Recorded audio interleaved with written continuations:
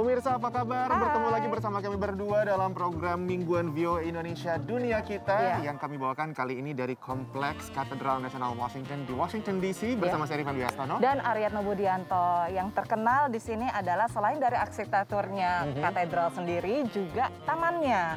Ini adalah Bishop's Garden ya, sebuah taman yang bisa dinikmati oleh publik sebetulnya. Dan di sini juga bisa menjadi semacam oase ya bagi warga untuk rehat. Dan kali ini di episode Dunia Kita yang kita bawakan kali ini, kita juga mau memperingati yang namanya International Migrants Day atau Hari Migran Internasional yang jatuh di setiap tanggal 18 Desember ya, Nek? Nah, ini adalah sebuah momen di mana kita diajak untuk bersama-sama merenungkan nasib para migran ya, terutama mereka yang berusaha untuk mengubah hidup mereka ya, datang ke negara lain termasuk ke Amerika Serikat. Nah, contohnya dilakukan oleh sekelompok warga lansia sebetulnya yang tinggal di rumah lansia ya, panti lansia. Panti lansia mereka ini dirawat oleh para perawat yang kebanyakan adalah para migran Amerika dan berasal dari puluhan negara. Dan juga yang berikutnya kita akan melihat bagaimana upaya sejumlah perempuan, pembisnis perempuan ya, pengusaha perempuan di Amerika Serikat untuk membantu perempuan lainnya terjun dalam industri STEM. Science, Technology, Engineering, and Mathematics untuk menekuni pekerjaan-pekerjaan di industri tersebut. Women empower women. Who was the second United States president? Oh, John Adams. John Adams. Percaya atau tidak, banyak orang Amerika yang tidak tahu jawabannya. One of the most famous conductors on the Underground Railroad. Harriet Tubman. Para imigran yang dalam proses mendapat kewarganegaraan Amerika ini bertekad kuat. Yes, Susan B. Anthony. Begitu pula para penghuni rumah lansia Goodwin House yang membantu mereka menyiapkan diri untuk ujian. What do we call the first 10 amendments to the Constitution? The Bill of Rights. My father asked me a lot of questions. Even the question, some of them is not in the book, but he also asking me and then give me the answer. So I have to keep it in my mind. Bukan hanya jadi tutor pengetahuan umum. Saat para penghuni Goodwin House tahu bahwa ongkos aplikasi kewarganegaraan mahal $725 atau 10,3 juta rupiah, mereka langsung menggalang dana untuk para staf imigran yang selama ini telah membantu mereka 24 jam sehari. Citizenship for the people who have met all the requirements should not be such an expensive proposition. Tahun 2018, Rita meluncurkan program di mana penghuni bisa ikut membayar biaya pengajuan kewarganegaraan bagi staf imigran. And through a combination of resident donations and staff donations, we had about $40,000 in 2 weeks. It took us a little time to convince staff that this was real and that they should consider it. But after the first few people applied for the citizenship grant and then studied for the exam and got their citizenship, it was just like wildfire. Hello, Miss Jason. Good morning to you. Hello, ma'am. Good morning. How are you? Salah satu penerima hibah penuh adalah Maribel, manajer ruang makan asal Filipina. I come to work not only for the money. I give my 100% and my love to them. You know, I treat each and every one of them as my family. Staf berasal dari 68 negara. Menurut Presiden Goodwin House, industri perawatan lansia di Amerika semakin bergantung pada pekerja imigran. Sekitar 1 dari 4 pekerja di fasilitas jangka panjang seperti ini adalah imigran. We're going to be doubling the size of the senior living population in the next 20 years of the 75-year-olds. And at the same time, we have the lowest birth rates in our country that we've ever had. And so we really need to find people to come in and provide hands-on care, support, etc. And that's where the immigrant population is so critical. What rights do a citizen have? To vote. Sekitar 90 staf imigran di Goodwin House telah mendapat bantuan dana aplikasi kewarganegaraan. Dari Alexandria, Virginia, VOA. Anggapan bahwa industri teknologi dan sains masih jadi milik kaum pria mendorong sejumlah perempuan pengusaha di Washington DC dan sekitarnya membentuk organisasi pada tahun 2014 untuk mendobrak stereotipe itu. The Giving Circle focused on, let's identify nonprofits who focus on girls and young women in STEM. And so Our membership model is every year you invest into the circle. So for us, it's $1,100 each year. And the majority of that goes into a grant fund. Menurut sensus, jumlah perempuan di AS yang bekerja mencapai 50%. Namun jumlah perempuan yang bekerja di bidang sains, teknologi, teknik, dan matematika atau STEM hanya 27%. Tahun 1970 bahkan hanya 8%. Jadi ada peningkatan walau sangat lambat. Salah satu LSM penerima hibah Giving Circle adalah Rosie Riverders yang sejauh ini telah membantu lebih dari 4.000 anak dan remaja usia 4 hingga 14 tahun berkreasi di bidang sains dan teknologi. It's covered everything from our core programming, right? So hands-on interactive after-school, in-school enrichment. And then the second round of funding happened right in the height of the pandemic. And the organization was very quick to respond to kind of the changing needs of the community and nonprofits. Dengan 54 anggota permanen, semua perempuan pengusaha yang sukses, Giving Circle menggalang lebih dari $4.000 sejak terbentuk. We also have created an endowment fund that has over $50,000 because as we grow that every year, eventually it will kick off funds and be self-sustaining. So since 2014, we've also helped 3,000 girls and young women, and we've worked with over 15 nonprofits in the area. Tambahnya, partisipasi perempuan adalah kunci dalam upaya mengangkat perempuan di bidang apapun. Dari Washington DC, VOA. Ya, tanggal 20 Desember kita juga memperingati Hari Solidaritas Internasional dan kami punya liputannya untuk Anda dari San Francisco. Betul, kita akan bertemu dengan para chef atau juru masak yang juga punya solidaritas yang tinggi. Jangan kemana-mana, tetaplah di Dunia Kita.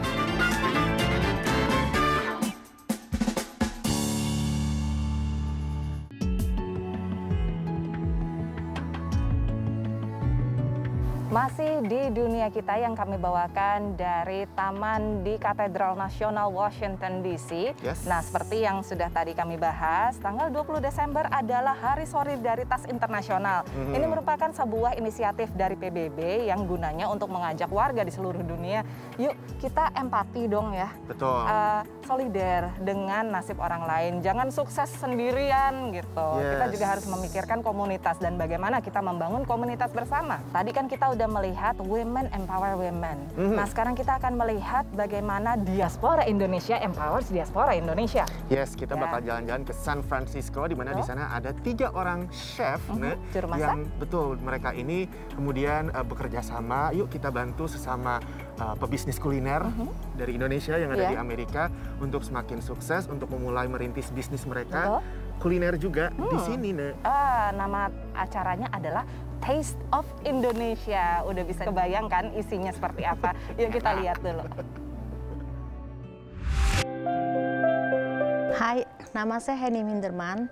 Saya chef dari Dapur Ngebul dan saya memasak makanan yaitu otentik Indonesia. Hai, nama saya Johannes Ng. I'm the chef and the founder of The Gerobak. The Gerobak itu menjual contemporary Indonesian street food. Specialty-nya kita adalah bakso. Hello, my name is Jennifer.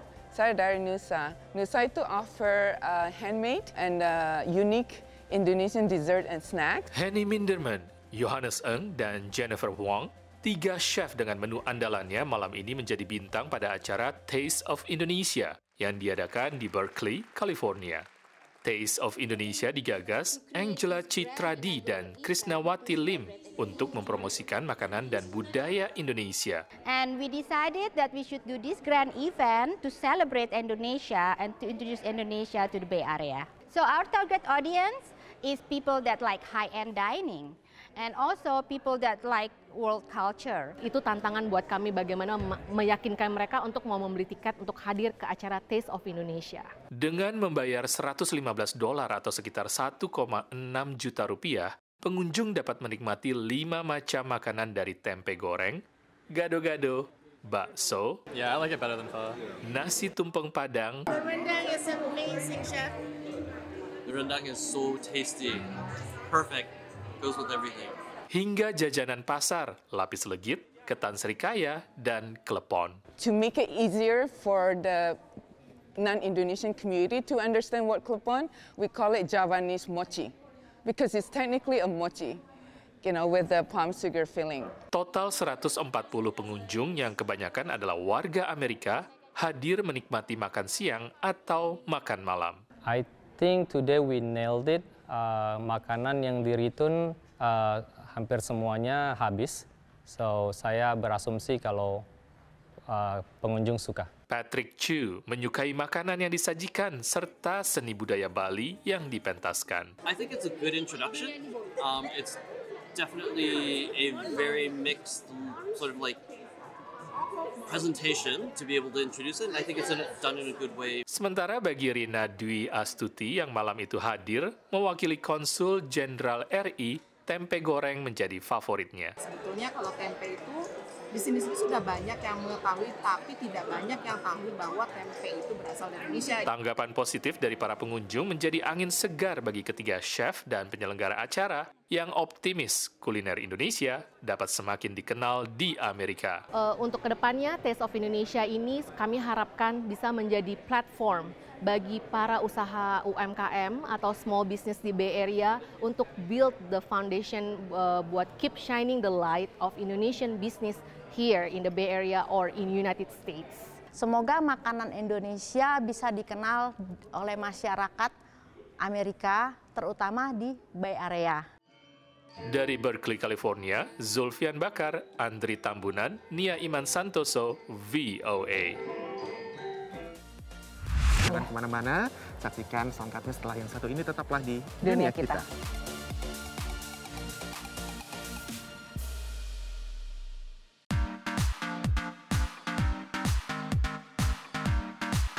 Masih dalam Dunia Kita dari Washington DC, masih membicarakan tentang Hari Migran Internasional. Betul. Dan kita masih akan membawakan 2 liputan terkait dengan itu ya. Nah, ada sebuah eksibisi baru yang menampilkan tentang ini dinding perbatasan di selatan Amerika itu antara Amerika Serikat dengan Meksiko. Nah, di situ orang bisa merasakan bagaimana berada di The Wall atau El Muro itu. Nah, satu lagi kalau misalnya ngomongin soal migran nih, di Kanada kita agak melencong sedikit ke utara Amerika Serikat. Di tetangganya Amerika ini ada satu pulau namanya Prince Edward's Island. Ini adalah satu pulau yang kecil sekali dan disebut juga sebagai provinsi terkecil di Kanada. Yang sekarang ini jadi rumah untuk banyak sekali migran. Oh gitu, kenapa ya? Katanya sih banyak justru penduduk aslinya yang pada migrasi keluar dari pulau itu. Tapi kita coba pelajari deh, apa yang menyebabkan sekarang jadi banyak sekali migran tinggal di sana. Ini dia. Sebuah pameran yang meneliti tembok perbatasan antara AS dan Meksiko telah dibuka di National Building Museum di Washington, D.C. Pameran berjudul The Wall El Muro, What is a Border Wall? Mengamati tembok perbatasan itu dari kacamata desain dan arsitektur, sekaligus lingkungan, sejarah, dan dampak simboliknya. And we believe that the wall is one of the most significant built environment issues and projects of the past century, and we wanted to have a context for people to consider its evolution and its impact. The Wall menawarkan pengalaman multimedia partisipatif dengan ratusan foto, artefak, rekaman audio dan video, serta instalasi tradisional. Pembukaan pameran bertepatan dengan pecahnya rekor arus imigrasi di perbatasan Amerika bagian selatan, isu yang menekan pemerintah dan petugas perbatasan. There was a lot of political conversation about the border wall, or southern border in particular, with lots of opinions and attitudes about it, and it was very clear that a lot of people don't understand our border. So hoping in this exhibition that visitors will come in and will get a better understanding, get a history of sort of how we ended up where we are. Terlihat kebijakan imigrasi Amerika yang terus berubah dari masa ke masa dan bagaimana tembok dibangun. Berbagai instalasi menggambarkan perubahan kebijakan Gedung Putih, perpanjangan tembok perbatasan, jumlah imigran yang ditahan, hingga jumlah petugas perbatasan. Misalnya pada tahun 1924 hanya ada 450 petugas perbatasan, lalu pada 1992 bertambah jadi 4.000, dan kini ada lebih dari 19.500 petugas. Sejak akhir 90-an, lebih dari 8.000 orang diperkirakan tewas saat mencoba menyeberang, umumnya akibat panas menyengat dan dehidrasi. The conditions are really hostile, both in weather and terrain, and so many of those people don't survive. Sejumlah karya seni juga ditampilkan. Seniman Ana Teresa Fernandez mengecat sebagian tembok itu dengan warna biru agar wujudnya menyatu dengan langit. Jungkat-jungkit yang dirancang arsitek Ronald Ryle dan desainer Virginia Sanfratello ini melambangkan persatuan dan hubungan kedua bangsa terlepas dari kewarganegaraan mereka. Dari Washington DC, VOA.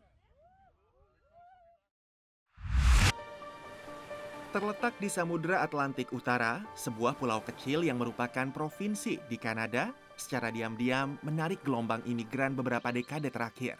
Dikenal banyak orang sebagai latar kisah novel anak tahun 1908 berjudul Anne of Green Gables, provinsi terkecil di Kanada itu menarik perhatian para pendatang yang mencari gaya hidup santai.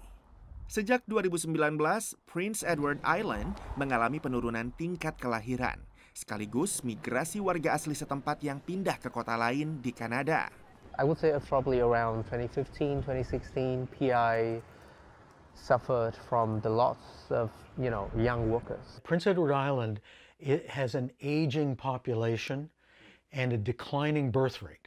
Karena minimnya angkatan kerja muda, pemerintah provinsi membuka pintu bagi warga asing untuk memenuhi kurangnya pasokan tenaga kerja domestik dan meningkatkan populasinya. We have a wide variety of industries who are looking to immigration to assist with labor shortages.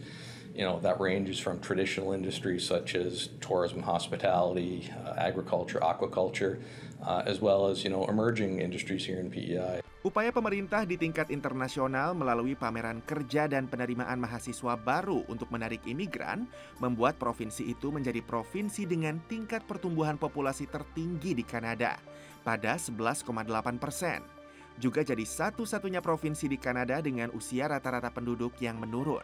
We see immigration as a positive thing from both the population growth, economic growth, as well as that cultural diversity that's very important to the fabric here. Now what we're seeing, our primary source countries are India, the Philippines, China is still an important source country, Vietnam, and Nigeria, Mexico, Jamaica. I really enjoy the traditional way of living here. Some people may feel like it's kind of boring, but we actually really like the lifestyle here. Before I moved here, I actually never heard of PI before, but once I came here, it's I'm not regretting at all. Dengan rekam jejak pertumbuhan yang konsisten dan warga yang hangat, pejabat setempat berharap para imigran menjalani hidup yang memuaskan. Layaknya manfaat yang dirasakan provinsi itu berkat kehadiran para imigran di pulau yang kini mereka sebut sebagai rumah.